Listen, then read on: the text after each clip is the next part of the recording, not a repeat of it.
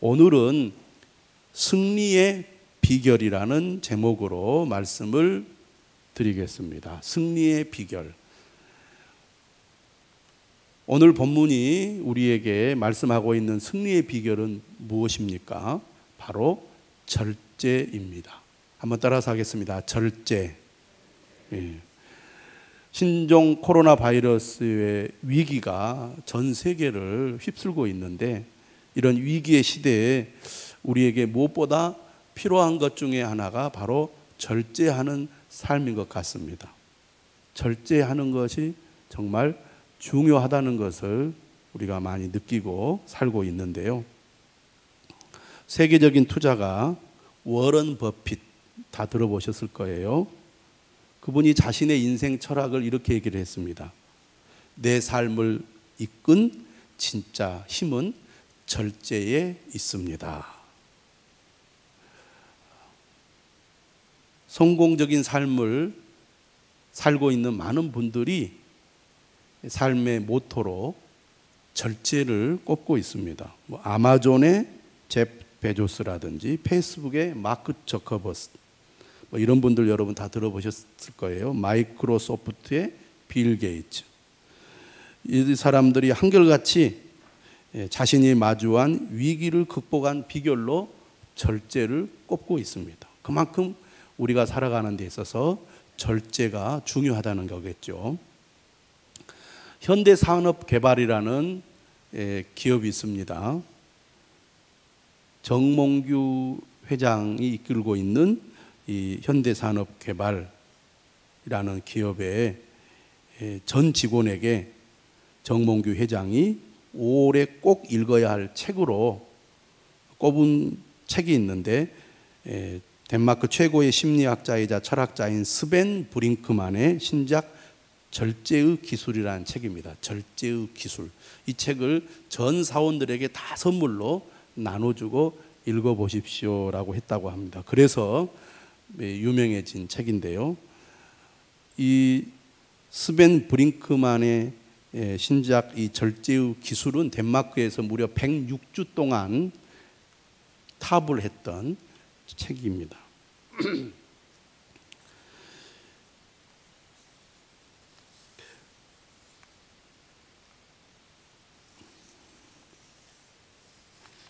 미국의 20세기 유명한 작가 중에 오스카 와일드라는 작가가 있습니다. 여러분 들어보셨을 거예요. 그가 뭐라고 얘기를 했느냐면 이런 말을 했습니다. 나는 무엇이든 이겨낼 수 있습니다. 나는 무엇이든 이겨낼 수 있습니다. 단 하나, 유혹만 빼고. 이런 유명한 말을 했어요. 그만큼 사람은 절제한다는 것이 참 어려운 것 같아요. 우리가 사는 세상은 어떻습니까? 우리의 눈길과 발걸음이 닿는 곳마다 가능한 한 빨리, 가능한 한 많이 라며 욕망을 부추기는 것들이 가득합니다. 사람들은 눈앞에 있는 모든 것들을 하나도 놓치지 않으려고 매 순간 전전긍긍하며 사는 사람들이 많이 있습니다. 혹시 절호의 기회를 놓쳐버리진 않을까? 유행에 뒤처지는 건 아닐까? 나만 소외되진 않을까 하는 두려운 마음을 가지고 사는 사람들이 많죠. 하지만 이러한 마음을 가지고 있는 한 우리가 진정한 평안과 행복, 자유를 얻기는 어렵다는 것이죠. 절제의 기술을 저술한 작가는 이렇게 얘기합니다. 정말 중요한 몇 가지를 선택하고 거기에 지속해서 마음을 기울이는 능력이 필요합니다. 이런 주문을 하고 있어요. 그가 책에서 플라톤의 대화편 고르기아스에 나온 소크라테스의 이야기를 거론을 하면서 헛된 욕망으로 가득한 이들의 마음을 무엇에 비유를 했느냐면 구멍난 항아리에 비유를 했습니다. 우리가 구멍난 항아리 이야기는 잘 알지 않습니까? 이 구멍난 항아리에는 아무리 많은 물을 부어도 결코 안을 채울 수가 없지요. 세상의 수많은 유혹 가운데 어느 것 하나도 우리 욕망을 완벽하게 충족시킬 수 있는 것은 없다는 것입니다. 절제의 기술은 말합니다. 이제 우리에게 필요한 것은 더 새롭고 더 많은 걸 바라는 것이 아니라 불필요한 것들을 덜어내고 내려놓는 절제가 우리에게 정말 필요한 거다. 사회는 우리에게 뒤처지지 말라고 계속 더 많은 것을 성취하라고 말하지만 행복의 비결은 오히려 잘 포기하고 기꺼이 뒤처지는 데 있다고 말합니다. 행복은 채우는 것이 아니라 비우고 나누는 데서 생기고 욕망하는 것이 아니라 만족하는 데서 생긴다는 거죠. 절제가 그렇게 중요하다는 것입니다. 그렇기 때문에 절제의 기술이라는 책에서 저자는 5가지 절제의 기술을 얘기를 하고 있습니다. 절제란 무엇인가? 사전적 의미를 찾아보면 정도에 넘지 않도록 알맞게 조절하여 제한함이라는 뜻을 가지고 있습니다. 다르게 말하면 잘라낸다는 의미죠. 이것은 결국 나에게 알맞도록 활용하라는 뜻이기도 합니다. 영어로는 self control이라는 단어를 쓰고 있죠. 절제의 기술이라는 이 책에서 저자는 5가지 원칙을 얘기하는데요. 첫 번째는 뭐냐면 선택지를 줄여라. 선택지를 줄여라. 사람의 욕심이 끝이 없잖아요. 남들보다 더 좋은 거, 더 비싼 거, 더 많은 것을 가지고 싶어하는 욕심이 인간에게 있는데 그러한 욕심이야말로 우리의 삶을 더 힘들게 한다는 것입니다. 그렇기 때문에 선택지를 줄이는 그러한 노력들을 해야 된다는 거죠. 때론 적당히 만족하고 내려놓을 줄 알 때 우리에게 행복이 찾아온다는 것입니다. 2번째 원칙이 뭐냐면 진짜 원하는 것 하나만 바라라. 이것저것 다 원하지 말고 한 가지만 바라야 비로소 정말 가치 있는 것에 마음을 기울이게 된다는 얘기입니다. 3번째 원칙은 기뻐하고 감사하라는 겁니다. 욕심을 내려놓고 주어진 현실에 기뻐하며 감사하며 살아보는 것. 누구와 비교하지 않고 그냥 나의 삶 자체가 기쁜 일임을 알아가는 자세가 필요하다고 말하고 있습니다. 지금까지 원칙들을 이렇게 여러분 들어보면 다 성경에 나오는 말씀이고 상당히 성경적인 원리를 얘기하고 있다고 느낄 것입니다. 4번째는 뭐라고 얘기하느냐 하면 단순하게 살아라.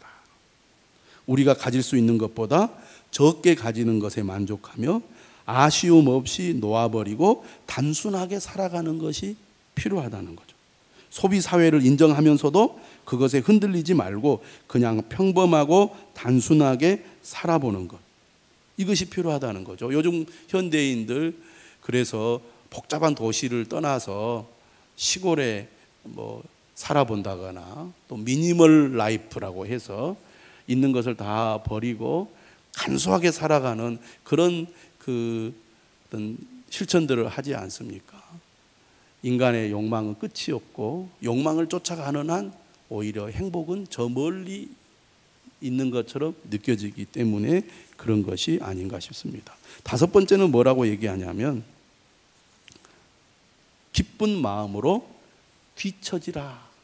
우리는 뭔가 남보다 뒤처진 삶을 살면 실패한 인생 같고 뭔가 잘못된 인생 같다고 생각하는데 저자는 항상 새롭지 않아도 괜찮다고 일상을 반복할 용기를 낼 때 진정한 삶의 기쁨이 시작된다고 말하고 있습니다. 여러분, 욕망이 우리를 강하게 끌고 가는 이 세상에서 절제하는 삶은 우리에게 새로운 기쁨과 또 새로운 삶의 만족을 준다는 것을 이 절제의 기술이라는 책에서 생각하게 해주는데요. 오늘 우리가 읽은 성경 말씀, 사도 바울도 예수 그리스도를 믿는 성도들이 신앙생활에서 승리하기 위해서 무엇보다도 절제가 필요하다고 강조하고 있습니다. 오늘 본문 24절 한번 보겠습니다. 24절 말하죠. 운동장에서 다름질하는 자들이 다 달릴지라도 오직 상을 받는 사람은 한 사람인 줄을 너희가 알지 못하느냐. 너희도 상을 받도록 이와 같이 다름질하라. 이렇게 말씀하고 있습니다. 운동 경기를 좋아하는 사람들이 많죠. 사람들은 스포츠를 통해서 인생을 배웁니다. 스포츠를 보면서 우리 인생과 같다는 것을 많이 느끼지요. 오늘 말씀 뭐라고 말합니까? 신앙생활을 육상 경기에 비유하고 있습니다. 믿는 자는 달리기 선수와 같다는 것. 왜 달립니까? 무엇 때문에 달립니까? 이기려고 달리는 거죠. 그리고 이기는 자만이 상을 받습니다. 신앙생활은 육상 경기와 같고 믿는 자는 달리기 선수와 같기 때문에 목표 지점을 향하여 최선을 다해 달리기를 해야 되고 그리고 상을 받도록 승리하도록 달리기를 해야 한다는 것입니다. 그러면 승리하기 위해서는 무엇이 필요합니까? 25절이죠. 바로 모든 일에 절제할 줄 알아야 한다는 겁니다. 제 연배의 유명한 스포츠 선수 있습니다. 그 중에 한 사람 마이크 타이슨을 여러분 잘 아실 겁니다. 이분은 권투 선수죠. 어린 나이에 프로 권투에 들어와서 이제 권투를 하는데 얼마나 이 선수가 이 주먹이 세든지 자기보다 훨씬 등치가 큰 선수들을 한 방에 때려 눕힙니다. 사람들이 열광하죠. 덩치가 큰 선수들도 마이크 타이슨만 보면 다 겁을 먹습니다. 그리고 슬슬 피해요. 그러다가 한 대 맞으면 쓰러지고 못 일어납니다. 그래서 1회전, 2회전을 넘기기가 쉽지 않을 정도로 강력한 힘을 가지고 있는 권투 선수가 마이크 타이슨. 그런데 이 마이크 타이슨은 그의 권투 생활을 오랫동안 하지 못한 선수 중에 하나예요. 그리고 마지막은 참 볼품없었습니다. 그 이유가 어디에 있었느냐? 그는 절제하지 못한 삶을 살았기 때문이에요. 운동선수가 자신의 기량을 계속 유지하고 오랫동안 챔피언의 길을 가기 위해서는 철저한 자기관리, 절제의 삶이 필수인데 그는 그러한 삶에 실패한 거예요. 왜? 너무 빨리 성공했고 너무 빨리 많은 돈을 벌었기 때문에 계속해서 자신이 권투 선수로서 롱런하기 위해서 내가 절제해야 된다는 생각을 그는 갖지 못했습니다. 아무리 힘이 세고 대단한 선수라고 할지라도 절제의 삶에 실패하면 결국에는 무너지고 맙니다. 마이크 타이슨을 이길 사람이 누가 있겠느냐? 그렇게 생각했는데 결국 그도 KO패로 지고 말았거든. 반대의 선수가 있습니다. 바로 우리나라 사람들이 미워하는 호날두 축구 선수입니다. 이 선수는 축구 선수로는 나이가 매우 많음에도 불구하고 여전히 뛰어난 기량을 발휘하고 골을 많이 넣는 선수입니다. 다른 선수 같으면 진작 은퇴를 했던지 아니면 퇴물이 돼서 저기 이름 없는 팀에서 겨우 선수로서의 생명만 유지할 법한 그런 나이임에도 불구하고 호날두는 여전히 인기가 있습니다. 그런데 그가 그렇게 오랜 세월 동안 선수로서 탁월한 기량을 발휘할 수 있었던 비결이 어디에 있느냐? 그의 운동 훈련량, 정말 끊임없이 반복해서 훈련하는 그런 운동 훈련량과 음식을 조절하는 그 조절 능력이 타의 추종을 불허할 정도로 대단합니다. 그건 다 알려진 이야기 아닙니까?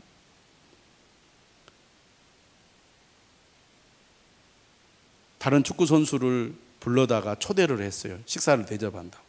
그런데 그 선수가 이게 전부냐고 할 정도로 너무 형편없는 음식을 제공하더라는 것. 호날두 선수는 항상 그렇게 먹어왔거든요. 그리고 나서도 또 죽게 아니면 살기로 훈련을 하는 거예요. 이만하면 됐지 하고 적당히 대충 할 수도 있잖아요.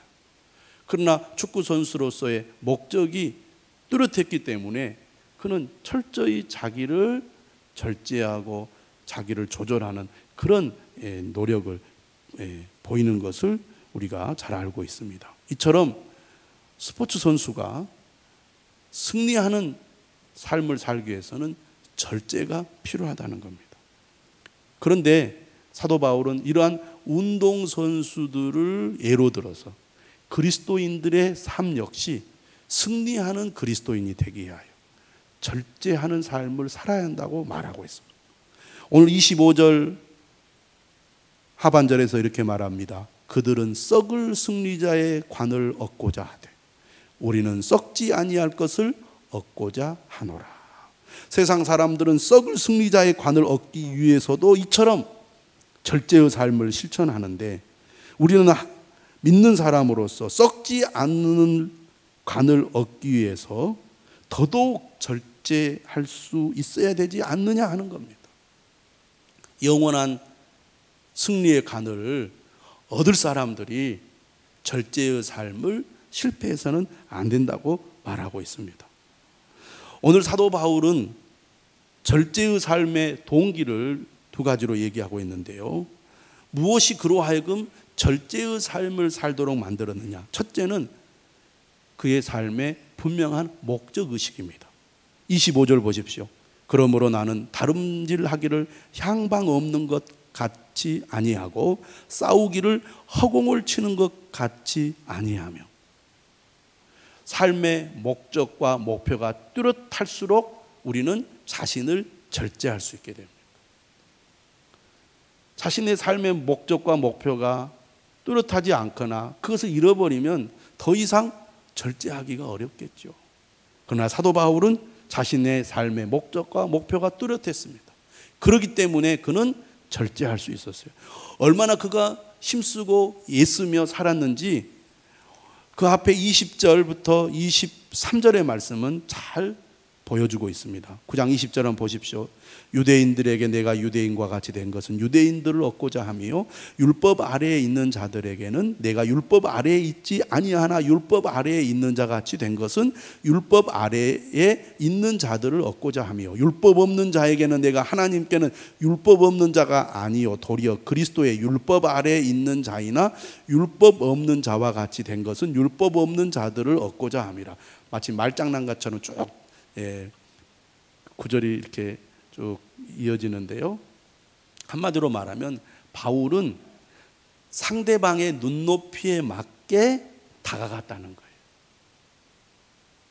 왜 그렇게 했습니까? 22절에 나오죠. 약한 자들에게 내가 약한 자와 같이 된 것은 약한 자들을 얻고자 하며 내가 여러 사람에게 여러 모습이 된 것은 아무쪼록 몇 사람이라도 구원하고자 함이니 내가 복음을 위하여 모든 것을 행함은 복음에 참여하고자 함이라. 아무쪼록 몇 사람이라도 구원하기 위해서 내가 전도하려는 그 사람의 눈높이에 맞게 자신을 어떻게 변화시키는 거예요. 유대인들에게는 유대인들의 그 눈높이에 맞게 다가가서 마치 유대인들인 것처럼, 실제 유대인이죠. 또 율법이 있는 자들에게는 마치 율법이 있는, 율법을 잘 지키는 사람인 것처럼 그가 그들에게 다가가서 말하고 행동을 했고, 약한 자들에게는 약한 자의 눈높이에 맞게, 이렇게 상대방의 눈높이에 맞게 다가가서 어떻게 해서든지 그들을 구원받게 하려고 애쓰고 노력했다는 거예요. 그렇게 하기 위해서 그가 얼마나 자신을 절제했겠습니까? 사도 바울이 자기가 하고 싶은 대로 원하는 대로 할 수 있는 자유가 없는 자입니까? 아니죠. 그가 9장 1절에서 이렇게 말합니다. 내가 자유인이 아니냐 사도가 아니냐. 바울을 반대하고 비판하는 자들을 향해서 나도 내가 원하는 대로 내 뜻대로 할 수 있는 자유가 있는 사람이다 라고 말합니다. 그럼에도 불구하고 그는 자신의 자유가 방종으로 나아가지 않도록 하기 위해서 절제의 삶을 실천을 했습니다. 그렇게 그가 그런 삶을 살도록 만든 것은 바로 그의 삶에 분명한 목적이 있었던 것이죠. 주님이 자신을 불렀고 자신에게 사명을 주셨습니다. 그 사명을 이루기 위해서 자신은 상대방의 눈높이에 맞춰서 다가갔습니다. 아무쪼록 몇 사람이라고도 구원하고자 하는 그의 그 분명한 삶의 목표가 그로 하여금 절제의 삶을 살도록 만들었던 것입니다. 두 번째로 절제의 삶의 동기가 무엇이었냐면 27절을 말합니다. 내가 내 몸을 쳐 복종하게 하면 내가 남에게 전파한 후에 자신이 도리어 버림을 당할까 두려워함이로다. 버림을 당할까 두려워하는 마음이 있었습니다. 나는 예수 믿으니까, 구원받았으니까 나는 이제 내 뜻대로 내가 가지고 있는 자유를 가지고 내 마음대로 살아도 괜찮을 거야.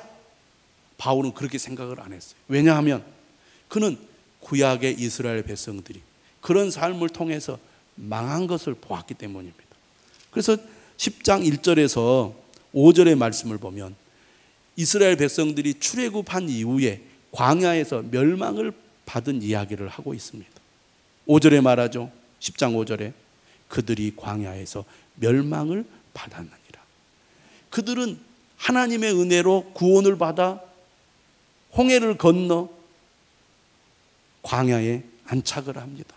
그걸 어떻게 표현하냐면 구름과 바다에서 세례를 받았다 이렇게 표현을 하고 있고요.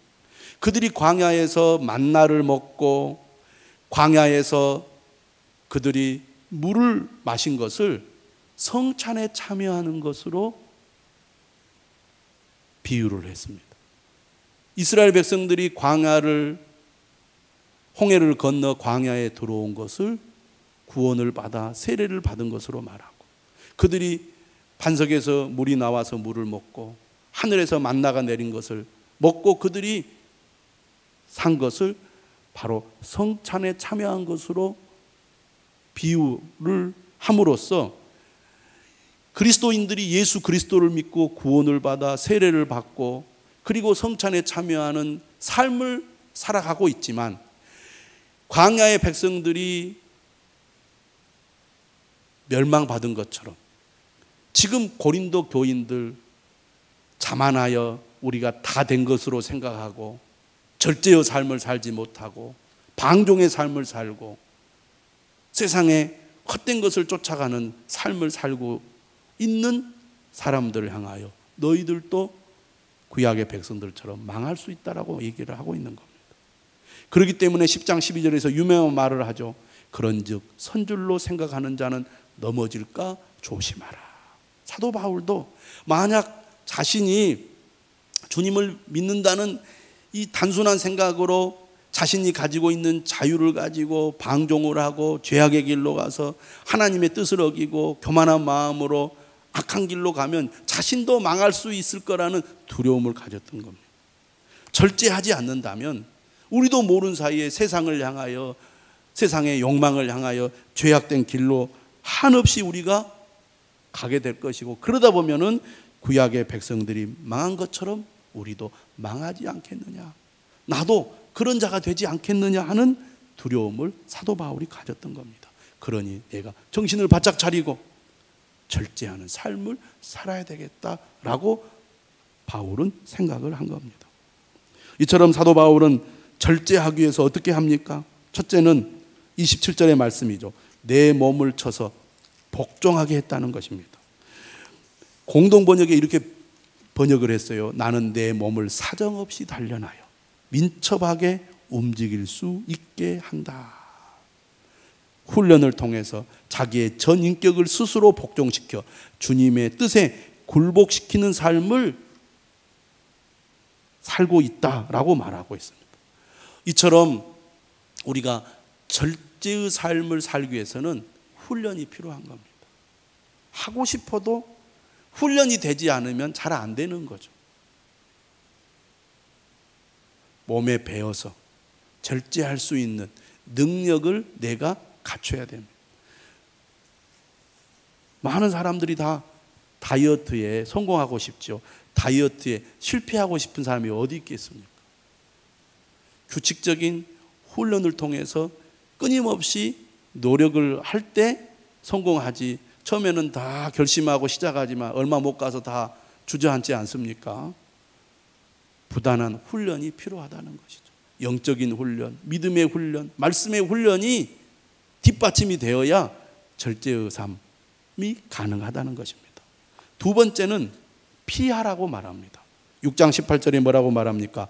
음행을 피하라. 또 10장 14절에서는 우상 숭배하는 일을 피하라. 왜 피하라고 말합니까?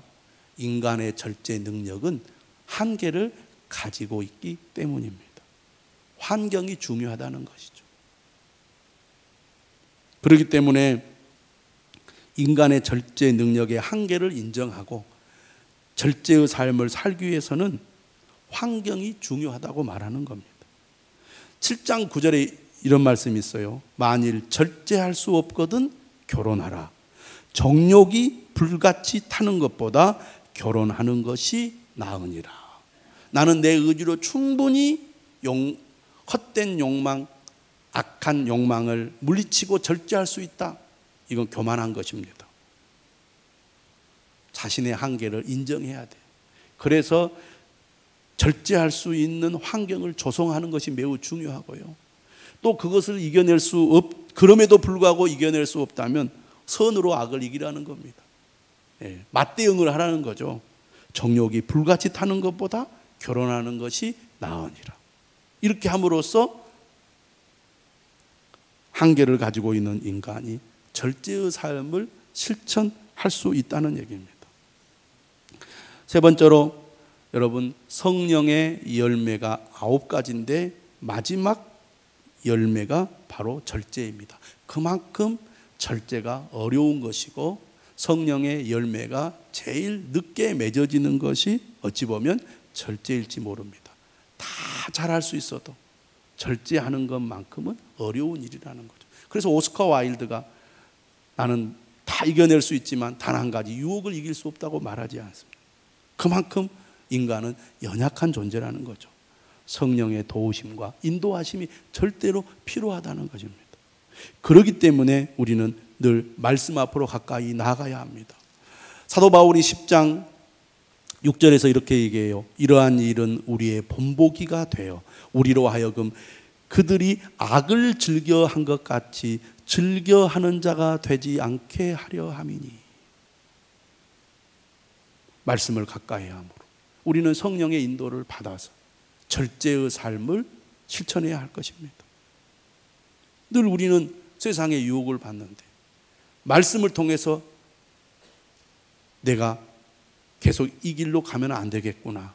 돌이켜서 하나님께서 인도하시는 대로 믿음의 길로 가야겠구나 라고 늘 우리가 새롭게 결단하고 새롭게 결단함으로 우리는 절제의 삶을 실천할 수 있게 될 것입니다. 사랑하는 여러분, 한 사람도 사도 바울이 염려하는 것처럼 멸망받는 자가 없어야 할 것입니다. 선줄로 생각하는 자는 넘어질까 조심해야 될 줄로 믿습니다. 13절에서 말합니다. 사람이 감당할 시험 밖에는 너희가 당한 것이 없나니 오직 하나님은 미쁘사 너희가 감당하지 못할 시험 당함을 허락하지 아니하시고 시험 당할 즈음에 또한 피할 길을 내사 너희로 능히 감당하게 하시느니라. 우리가 죄의 유혹을 이기고 세상의 욕망을 이기고 절제의 삶을 살아냄으로써 승리하는 그리스도인이 될 수 있도록 주님께서 피할 길을 내주실 것입니다. 성령님을 의지함으로 말씀을 따라 그분의 인도를 받음으로 절제의 삶을 살아가는 저와 여러분들이 되시기를 주님의 이름으로 축원합니다.